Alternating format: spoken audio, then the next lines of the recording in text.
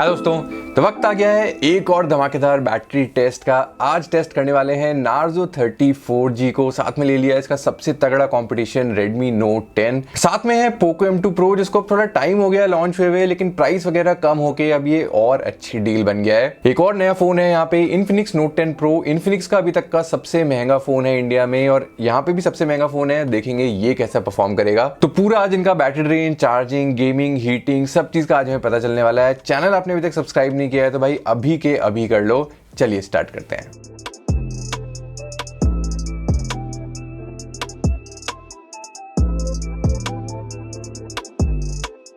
तो सारे फोन यहाँ पे 100% चार्ज हैं। सारे फोन सेम वाईफाई नेटवर्क से कनेक्टेड हैं। सारे फोन पे मैंने एयरप्लेन मोड भी ऑन किया हुआ है। सारे फोन पे जो भी लेटेस्ट सॉफ्टवेयर वर्जन है वो इंस्टॉल्ड है। पोको के दोनों फोन अभी भी एंड्रॉइड 10 पे हैं। स्क्रीन की बात करते हैं, नोट 10 पे हमें एमोलेड डिस्प्ले मिलती है, बाकी चारों फोन पे एलसीडी स्क्रीन है। सारे ही फोन पे फुल एचडी रेजोल्यूशन है। पोको X3 पे हमें 120 हर्ट्ज रिफ्रेश रेट मिलता है। इन दोनों फोन पे 90 हर्ट्ज रिफ्रेश रेट है। रिफ्रेश रेट सब पे मैंने फुल करे हुए हैं। बैटरी कैपेसिटी की बात करते हैं तो पोको X3 में 6000 mAh बैटरी है, बाकी सारे फोन में 5000 mAh है।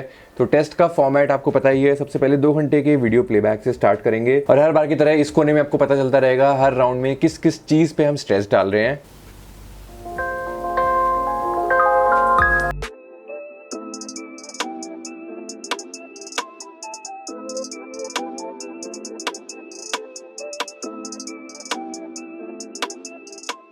अब एक्चुअल स्क्रीन क्वालिटीज की बात करते हैं तो Redmi Note 10 को एडवांटेज हो जाता है। एमोलेड स्क्रीन है तो ज्यादा पंची लगते हैं कलर्स, ब्राइटनेस वगैरह भी थोड़ी ज्यादा लगती है। Narzo 30 4G यहाँ पे सबसे सस्ता फोन है और अपने प्राइस के हिसाब से काफी अच्छी है। इसमें screen normal full HD LCD है, लेकिन जो ब्राइटनेस वगैरह है जनरली 11-12 हजार के फोन में थोड़ी कमी छोड़ देते हैं ब्राइटनेस के मामले में। यहाँ पे ऐसा नहीं किया गया है। Infinix Note 10 Pro में स्क्रीन साइज सबसे बड़ा है, ऑलमोस्ट 7 इंच की यहाँ पे स्क्रीन है। और ठीक है स्क्रीन, लेकिन हाँ आपको दिख ही रहा होगा कि ब्राइटनेस जो है यहाँ पे थोड़ी सी कम है बाकी एलसीडी स्क्रीन से।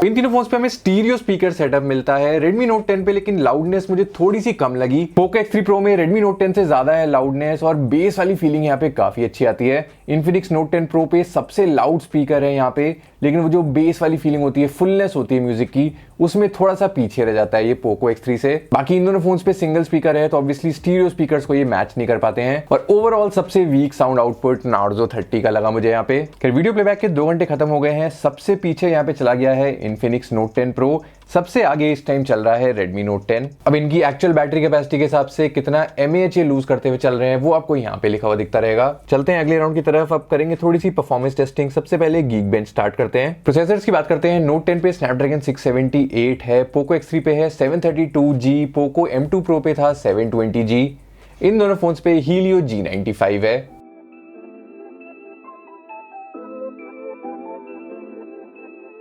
Geekbench का पहला राउंड खत्म हो गया है। Poco M2 Pro में फिर से Geekbench क्रैश हो गया है खत्म होते ही। ये पहले भी पता नहीं देखते थे हम, कुछ तो यहाँ पे चक्कर है। बाकी आप देख सकते हो सबसे हाई स्कोर किया है Poco X3 के 732G ने। दोनों G95 वाले फोन में से Narzo 30 ने बेटर स्कोर किया है। और एक चीज और आपको दिख रही होगी, Note 10 Pro ने स्क्रीन ब्राइटनेस बहुत ज्यादा डिप कर ली है। फिर ये थी CPU टेस्टिंग। अब चलते हैं AnTuTu बेंचमार्क की तरफ। CPU, GPU सब चीज की टेस्ट होगा यहाँ पे।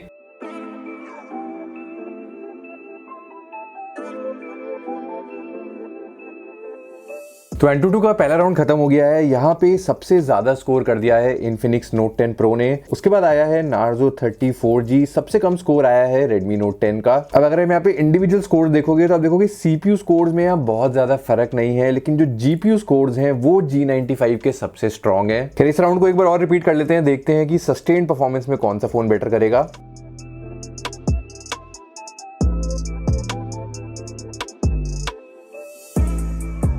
22 का सेकंड राउंड भी खत्म हो गया है, ज्यादातर सेम ही ट्रेंड है। Note 10 Pro सबसे आगे है, Redmi Note 10 सबसे पीछे है। CPU टेम्परेचर देख लेते हैं तो दोनों G95 वाले फोन में सबसे हॉट चल रहा है CPU, दोनों पे 70 डिग्री के ऊपर है। तीनों स्नैपड्रैगन वाले प्रोसेसर्स 45 पे ही हैं। पर अभी इनका टॉर्चर खत्म नहीं हुआ है, अब करेंगे 20 मिनट का CPU थ्रॉटलिंग टेस्ट। देखेंगे कि लगातार जब लोड पड़ेगा इन फोन्स पे तो कौन सा फोन सबसे अच्छा हैंडल करेगा।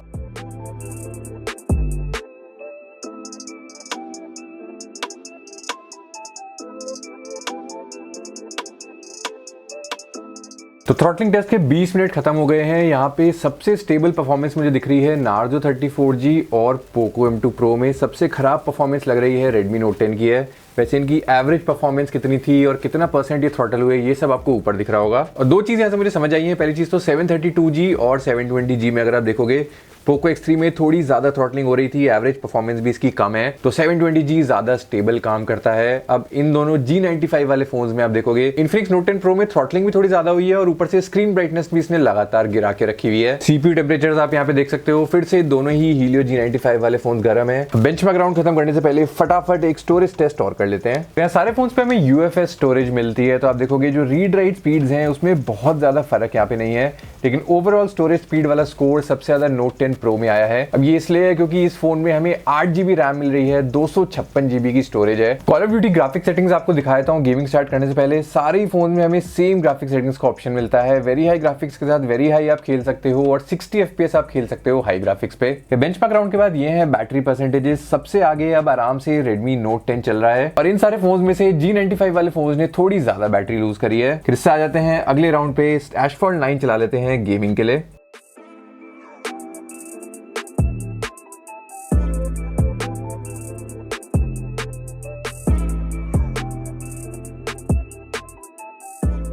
तो गेमिंग करते हुए लगभग 1 घंटा होने वाला है। फोन के हालचाल ले लेते हैं। रूम टेम्परेचर है 28.5 के अराउंड। Note 10 पे मैक्सिमम है 39, 40 तक टच हो रहा है। Poco X3 पे भी 40.5 के अराउंड है। Infinix Note 10 Pro पे 41.5, 42 तक दिख रहा है पीक। Narzo 35G भी 41 के ऊपर है और Poco M2 Pro 40 के नीचे ही मुझे दिख रहा है। और ओवरऑल हाथ से छूने में ऐसे कोई भी फोन ज्यादा गर्म नहीं लग रहा है। बहुत ज्यादा ओवरहीट किसी भी फोन की बॉडी नहीं हुई है।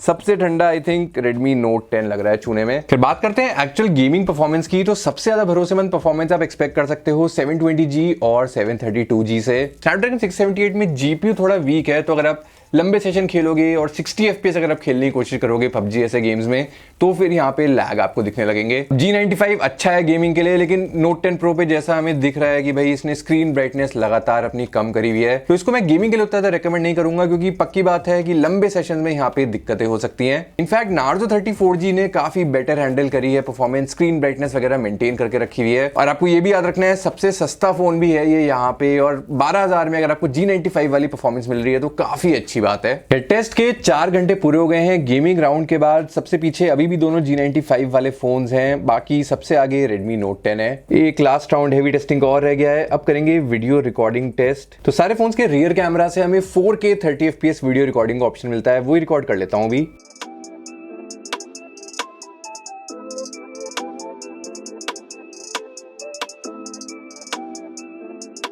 तो वीडियो रिकॉर्डिंग का आधा घंटा पूरा होने वाला है। यहाँ पे सबसे गर्म हो गया है फोन Redmi Note 10, 50 डिग्रीज का टेम्परेचर आ गया है। Poco X3 भी 46, 47 तक है। Infinix Note 10 Pro पे बीच में वार्निंग आई थी हॉट की, पर अभी वापस कम हो गया, इसका टेम्परेचर 42 के अराउंड है। Narzo 30 भी 43 के नीचे ही है। Poco M2 Pro भी 45 के आसपास है। वैसे Xiaomi के फोन्स में एक बहुत ही इरिटेटिंग चीज है कि 4K वीडियो अगर आप रिकॉर्ड कर रहे हो तो 8 मिनट से ज्यादा रिकॉर्ड ही नहीं होती है एक बार में, आपको बार बार इसको दोबारा ऑन करना पड़ता है। और एक बड़ी इंटरेस्टिंग चीज है कि Infinix Note 10 Pro अकेला फोन है जो सेल्फी कैमरा से भी 4K 30 FPS वीडियो रिकॉर्ड कर सकता है, बाकी सारे फोन्स पे सिर्फ 1080p आप कर सकते हो। फिर 4.5 घंटे बाद ये है बैटरी परसेंटेजेस, सेम ही ट्रेंड अभी तक चल रहा है। हैवी टेस्टिंग के सारे राउंड्स हमारे खत्म हो गए हैं, थोड़ी लाइट टेस्टिंग पे अब आ जाते हैं।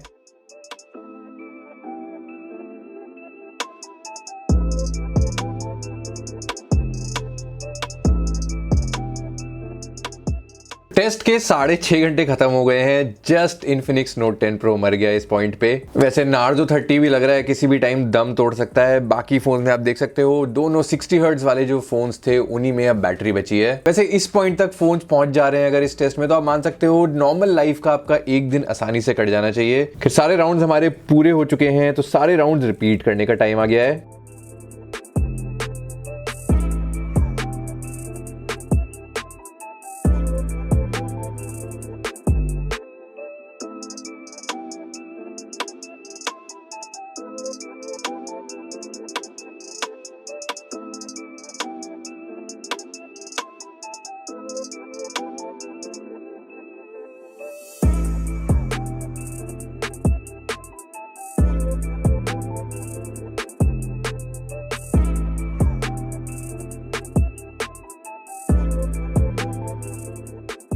और इसी के साथ फाइनल फोन हमारा डेड हो गया है। तो ये है फाइनल बैटरी ड्रेन रिजल्ट्स। इनका एवरेज बैटरी ड्रेन भी आपको यहाँ पे दिख रहा होगा। और देखो माई स्मार्ट प्राइस फैमिली वालों को अब तक पता है ऐसा क्यों हुआ है। नोट 10 पे एमोलेड स्क्रीन है, 60 हर्ट्ज स्क्रीन है, सबसे कम स्पीड से वो बैटरी ड्रेन करता है। उससे थोड़ा तेज था पोको M2 Pro जिसमें 60 हर्ट्ज LCD है। 90 हर्ट्ज LCD वालों ने और तेज बैटरी ड्रेन करी और सबसे तेज बैटरी ड्रेन करता हुआ चल रहा था 120 हर्ट्ज LCD वाला फोन। वैसे ओवरऑल बुरी किसी में भी नहीं है बैटरी लाइफ। सारे ही फोन ये एक दिन तो आपके बहुत आराम से टिक जाएंगे, पर Redmi Note 10 और पोको M2 Pro में आप मान सकते हो 1.5 दिन तक भी शायद काम चल जाए। चलते हैं अपने एनालिसिस की तरफ। तो यहाँ पे आप देख सकते हो कि अगर मैं सेम राउंड रिपीट करता रहता लगातार इन फोन्स पे तो कितना देर तक ये टिक पाते। तो आपको दिख ही रहा होगा कि YouTube, सोशल मीडिया जैसे राउंड्स में ये फोन्स काफी लंबा टिकते हैं, लेकिन जब हम कैमरा यूजेज करते हैं, गेमिंग वगैरह करते हैं, तो फोन में थोड़ा जल्दी बैटरी ड्रेन होता है। बाकी ओवरऑल आप देख सकते हो ज्यादातर राउंड्स में Redmi Note 10 सबसे धीरे बैटरी ड्रेन करता हुआ चल रहा था, यानी सबसे लंबा वो टिकता। और सबसे तेज बैटरी ड्रेन करता हुआ Infinix Note 10 Pro चल रहा था। इसके दो रीजन हो सकते हैं। एक तो यहाँ पे स्क्रीन सबसे ज्यादा बड़ी है, ऑब्वियसली उसकी वजह से थोड़ी ज्यादा बैटरी यहाँ पे लगती होगी।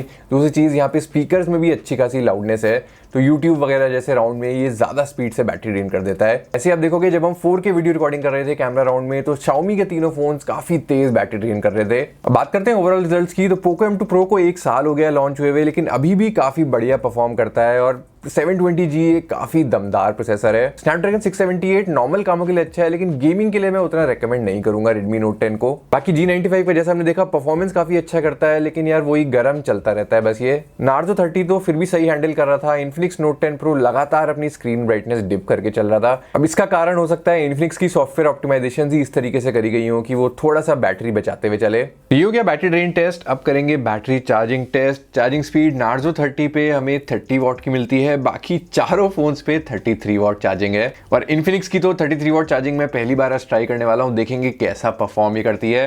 तो डबल चार्जिंग थाली आज तैयार कर ली है, टेस्ट स्टार्ट कर देते हैं।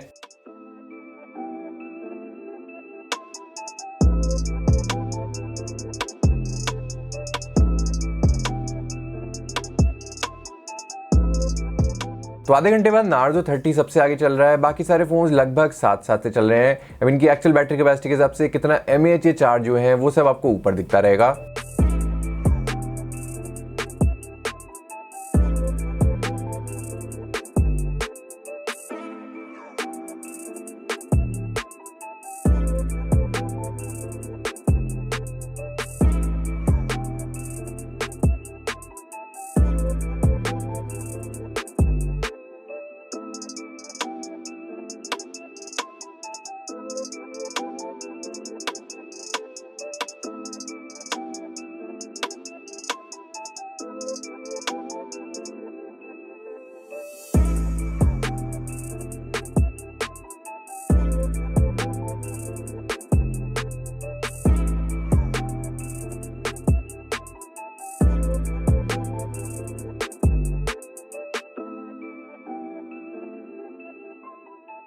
Infinix Note 10 Pro काफी देर पहले 95-96 पे आ गया था, लेकिन लास्ट के 3-4% बिल्कुल ही ट्रिकल चार्ज करे हैं इसने। सबसे ज्यादा टाइम इसने फुल चार्ज होने में लगा दिया है।